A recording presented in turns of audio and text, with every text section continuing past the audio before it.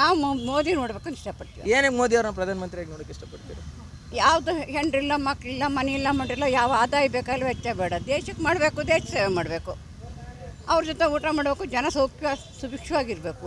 ಹಿಂದಿನ ಕಾಲದಿಂದಲೂ ಅವರು ಹಿಂದೆ 10 ವರ್ಷ 2-3 ಸರಿ ಗೆದ್ದು ಬಂದ ಕಾಲದಲ್ಲೂ ದೇಶಕ್ಕೆ ಉದ್ಧಾರ ಮಾಡ್ತಾ ಅವ್ರಿಗೇನು ಇಷ್ಟಾಗಲ್ಲ ಮನೆಯೂ ಬರ್ಕೊಟ್ಬಿಟ್ರು. ಅದು ಬೇಡ ಜೀವನದಲ್ಲಿಂದ. ಅವ್ರದ್ದೇನು ಹೋದ ಕಾಲಕ್ಕೆ 3-6 ಅಡಿ ಜಾಗ ಅಷ್ಟೇ ಕೇಳಿರೋದು ಅವ್ರು. ನಿನ್ಗೆ ಅಂಥ ಮಹಾನ್ ಬರಬೇಕು. ಇಂಥವೆಲ್ಲ ಬರ್ಕೊಂಡು 600 ಎಕರೆ 900 ಎಕರೆ 1800 ಎಕರೆ ಮಾಡ್ಕೊಂಡು ಅವ್ರ ಹೆಂಡ್ರು ಮಕ್ಕಳು ಮೊಮ್ಮಕ್ಕಳು ತನಕ ಅವ್ರು ತಿಂತಾರೆ. ಮತ್ತು ಹೊಟ್ಟೆಲಿ ಹುಟ್ಟೋ ಮಗಿಗೆ ಮೊದಲೇ ಅಡ್ವಾನ್ಸ್ ಆಗಿ ಮಂತ್ರಿಗಿರಿ ಬರ್ಕೊಂಡೆ ಹುಟ್ಟಿಸಿರ್ತಾರವ. ಹುಟ್ಟುವಾಗಲೇ ಅಂತೆಲ್ಲ ಹುಟ್ಟಿರ್ತು ಅವು. ಗೊತ್ತಾಯ್ತೆ 5 ವರ್ಷಕ್ಕೆ ಅವಲ್ಲೇ ರಾಜಕೀಯಕ್ಕೆ ಬರಬೇಕು. ಗಂಟು ಮುಟ್ಟು ಇಟ್ಕೊಂಡು ಅವ್ರ ಅಪ್ಪನ ಜೊತೆ ಅಲ್ಲೇ ಅಧಿಕಾರ ಏರೋಪ್ಲೇನ್ ಎಲ್ಲಿ ಬರುತ್ತೆ ಅಂತ ನೋಡಿ ಫ್ಲೈಟ್ ಬುಕ್ ಮಾಡ್ತೇವೆ 5 ವರ್ಷಕ್ಕೆ ಅಂತಾರೆ. ಅದಕ್ಕಪ್ಪ ಬರಬೇಕು. ಈಗ ನಿಮಗೆ ಮತ್ತೆ ಮೋದಿನೇ ಬರಬೇಕು? ಹೌದು, ಮತ್ತೆ ಬೇಕು. ನಮ್ಗೆ ಅಟವೀರ ತನಕ ಮುಂದೆ ಅವರೇ ಬರಬೇಕು. ಬರಬೇಕು. ಈ ಟರ್ಮ್ಗಂತೂ ಮೋದಿ ಬರಲೇಬೇಕು. ಅವ್ರು ಮಾಡಿರೋ ಇದು ಚೇಂಜಸ್ನೆಲ್ಲನೂ ಕನ್ಸಾಲಿಡೇಟ್ ಮಾಡಲಿಕ್ಕೆ ನಮಗೆ ಪುಕ್ಸಟ್ಟೆ ಯೋಜನೆ ಬೇಡ. ಮತ್ತೆ ಈಗ ಅವ್ರು ಹೇಳ್ತಾರಲ್ಲ ಮ್ಯಾಮ್, ಸ್ಟೇಟ್ ಗೌರ್ಮೆಂಟ್ ಅವ್ರನ್ನ 5 ಗ್ಯಾರಂಟಿ ಫ್ರೀ ಕೊಟ್ಟಿದ್ದೀನಿ, ಅದರಿಂದ ಅಷ್ಟೇ. ಯಾರು ನಾವು ಟ್ಯಾಕ್ಸ್ ಕಟ್ಟೋದು ಎಲ್ಲರಿಗೂ ಫ್ರೀ. ಇಷ್ಟು ವರ್ಷ ಯಾರು ಬದುಕಿಲ್ವಾ? ಇವ್ರು ಕೊಟ್ಟಿದ್ರು ದುಡ್ಡು ತಿಳ್ಕೊಂಡೇ ಬದುಕಿದಾರ. ಕಟ್ಟೋ ಟ್ಯಾಕ್ಸ್ ಎಲ್ಲ ಇವರಿಗೆ ಫ್ರೀ ಕೊಡ್ಲಿಕ್ಕೆ ಇರೋದು. ಅವ್ರದ್ದು ಎಕ್ಸ್ಟ್ರಾ ವೆಲ್ತ್ ಇದೆಯಲ್ಲ, ಅದನ್ನ ಹಂಚಿಕೊಳ್ಳಿ ಅವರು. ನಮಗೆ ಬೇಜಾರಿಲ್ಲ.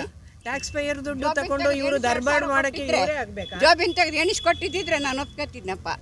ಏನು ಜಾಬಿನ ತೆಗೆದು ಕೊಡಲ್ಲ. ಹೀಗೆ ಕೊಡ್ತಾರೆ, ಹಾಕಿ ಟ್ಯಾಕ್ಸು. ಒಂದು ವಯಸ್ಸಾಯ್ತು ಬಿದ್ದೋಗ್ತಿಲ್ಲ ಒಂದು ಮಾತ್ರ ಏನೂ ಆ ಮೋದಿ ಕಾಲದಲ್ಲಿ ಇದನ್ನು ಒಂದು ಮಾತ್ರ ಇದನ್ನು ಮಾಡ್ದ, ಜನೌಷಧಿ ಕೇಂದ್ರ ಮಾಡ್ದ. ಬೀದಿಗೆ ಒಂದು ಬಡವ್ರು ಹೋಗಿ ತಗೊಂಡಿರೋದು ಬದುಕಿರೋ ತನಕ ತಿಂತಾರೆ ಅಥವಾ ಒಂದು ಹೋಗ್ತಾರೆ. ಇವ್ರೇನು ಮಾಡಿದ್ರು ಹೇಳಪ್ಪ? ಇದ್ದೆಲ್ಲ ಒಳಗೊಳಗೆ ಅಲ್ಲಾಡ್ಸ ಬೀದಿಗೊಂದೊಂದು ಹೆಂಡದ ಅಂಗಡಿ ತೆಗ್ದಿದಾರಲ್ಲ ದುಡ್ಡಿಗೋಸ್ಕರ. ಇರೋದನ್ನೆಲ್ಲ ಅಲ್ಲಾಡ್ಸ ಕಾವೇರಿ ನೀವು ಹೇಳ್ದಾಗ ತಮಿಳ್ನಾಡು ನಿಮ್ಮೆಲ್ಲ ನೀರು ಬಿಟ್ಟು ಒಳ್ಳೆಯರಾದ್ರು. ಮ್ಯಾಮ್, ಈಗ ಮೋದಿ ಅವರು ಬಂದ್ಮೇಲಿಂದ ನಿಮಗೆ ಬೆನಿಫಿಟ್ಸ್ ಆಗಿದೆ ಅಂತ ಹೇಳ್ತೀರಾ, ಅದು ಯಾವ್ದಾವ್ದು ತಗೊಂಡಿದ್ರಿ ಅಂತ ಹೇಳ್ಬೋದಾ ಮ್ಯಾಮ್? ಬೆನಿಫಿಟ್ ದೇಶ ಅಭಿವೃದ್ಧಿ ಆಗಿದೆ. ಎಷ್ಟು ರೋಡ್ಗಳು ಎಷ್ಟು ಮಾಡಿದ್ದಾರೆ. ನಮ್ಗೇನು ಮನೆ ಕಟ್ಸ್ಕೊಡ್ಬೇಕು ಹಾಗಾದ್ರೆ? ಹಂಗಲ್ಲ ಮ್ಯಾಮ್, ಸ್ಕೀಮ್ಸ್ ಮ್ಯಾಮ್, ಈಗ ಉಜ್ವಲ ಯೋಜನೆ, ಆಯುಷ್ಮಾನ್ ಯೋಜನೆ, ಆ ಥರ ಅದೆಲ್ಲ ಬಹಳ ಚೆನ್ನಾಗಿದೆ. ಅವೆಲ್ಲ ಬೇಕಾದಷ್ಟು ಮಾಡಿದ್ದಾರೆ. ಇನ್ಫ್ರಾಸ್ಟ್ರಕ್ಚರ್ ಅಭಿವೃದ್ಧಿ ಮಾಡಿದ್ದಾರೆ ನೋಡಿ. That is very nice. Feel very proud. Ayushman ಭವ ಅದೆಲ್ಲ ಮಾಡೋದು ಯಾರಿಗೆ ನೀಡಿದೆ ಅವ್ರಿಗೆ ಕೊಡಬೇಕು. ಅವ್ರಿಗೆ ಕೊಟ್ಟಿದ್ದಾರೆ. ಈಗ ನೋಡಿ, ನಮಗೆ ಕೊಡಬೇಕು, ನಮಗೆ ಬರಬೇಕಂತಿಲ್ಲ. ಅದು ಬಿಟ್ಟು ಎಲೆಕ್ಟ್ರಿಸಿಟಿ ಕೊಡ್ತೀನಿ ಅಂತ ಒಂದು ಯೋಜನೆ ಮಾಡಿದಾರಲ್ಲ, ಅದು ಎಷ್ಟು ಥಾಟ್ಫುಲ್ ಆಗಿ ಮಾಡಿದ್ದಾರೆ.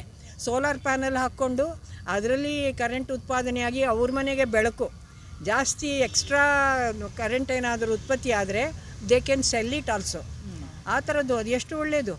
ಅವ್ರಿಗೇನು ಖರ್ಚಿಲ್ಲ. ಇವ್ರು ಕೊಡ್ತಿರೋ ಫ್ರೀಯಲ್ಲೇನು ಎಲ್ಲರೂ ಸೋಮಾರಿಗಳಾಗ್ತಿದ್ದಾರೆ. ಅಕ್ಕಿ ಕೊಡ್ತೀವಿ, ದುಡ್ಡು ಕೊಡ್ತೀವಿ, ಬಸ್ ಫ್ರೀ, ಎಲೆಕ್ಟ್ರಿಸಿಟಿ ಫ್ರೀ, ಆರಾಮಾಗಿ ಕೂತೀರಿ. 2000 ರೂಪಾಯಿ ಕೊಡ್ತಾರೆ ಹಾಕಿ ಟ್ಯಾಕ್ಸು. ಒಂದು ವಯಸ್ಸಾಯ್ತು ಬಿದ್ದೋಗ್ತಿಲ್ಲ ಒಂದು ಮಾತ್ರ ಏನೂ ಆ ಮೋದಿ ಕಾಲದಲ್ಲಿ ಇದನ್ನು ಒಂದು ಮಾತ್ರ ಇದನ್ನು ಮಾಡ್ದ, ಜನೌಷಧಿ ಕೇಂದ್ರ ಮಾಡ್ದ. ಬೀದಿಗೆ ಒಂದು ಬಡವ್ರು ಹೋಗಿ ತಗೊಂಡಿರೋದು ಬದುಕಿರೋ ತನಕ ತಿಂತಾರೆ ಅಥವಾ ಒಂದು ಹೋಗ್ತಾರೆ. ಇವ್ರೇನು ಮಾಡಿದ್ರು ಹೇಳಪ್ಪ? ಇದ್ದೆಲ್ಲ ಒಳಗೊಳಗೆ ಅಲ್ಲಾಡ್ಸ ಬೀದಿಗೊಂದೊಂದು ಹೆಂಡದ ಅಂಗಡಿ ತೆಗ್ದಿದಾರಲ್ಲ ದುಡ್ಡಿಗೋಸ್ಕರ.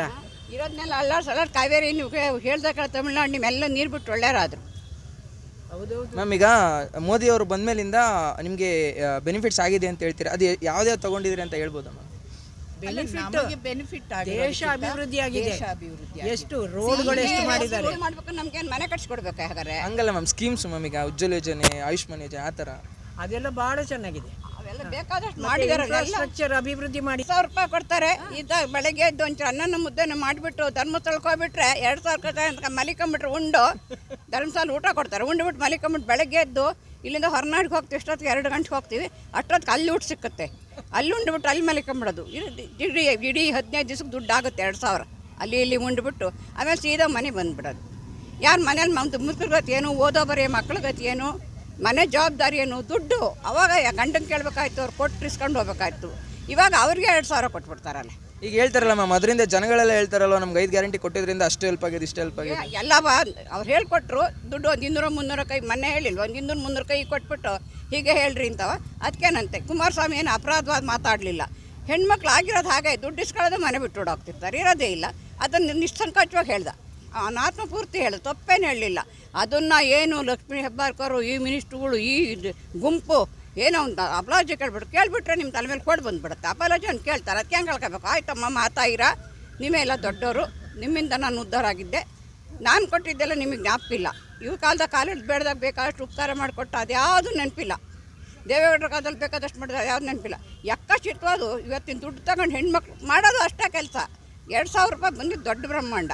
ಅದ್ರಾಗೂ ಏನು ಅತ್ತೆ ಹೆಸರು ಬರುತ್ತೆ, ಹೊಸ ಜವಾಬ್ದಾರಿ ತಗೊಂಡು ಸಾಮಾನು ತರ್ತಾಳೆ. ಅತ್ತೆ ಸಾಮಾನು ತರಲ್ಲ, ದುಡ್ಡು ಸೊಂಟಕ್ಕೆ ಇಟ್ಕೊಂಡು ಎಲ್ಲಟಕ್ಕೆ ಹಾಕಿ ಕಟ್ಟೆ ಮೇಲೆ ಕೂತ್ಕೊತಾಳೆ, ಗುಡಿ ಕಟ್ಟೆ ಮೇಲೆ. ಅವ್ರೊಂದು ಸರಿ ಹೊಡೆದಾಡ್ತಾರ? ಹಾಂ, ಅವ್ರೊಂದು ಸರಿ ಹೊಡೆದಾಡ ಮಾಡಿದ್ರ? ನೀವು ಮುಂಚೆ ಏನು ಕೆಲಸ ಮಾಡ್ತಿದ್ರಿ ಮ್ಯಾಮ್? ನಾನು ಟೀಚರ್ ಆಗಿದ್ದೆ. ಸರಿಗೆ ಹೇಳಿದ್ರಿ ಮ್ಯಾಮ್. Thank you ma'am.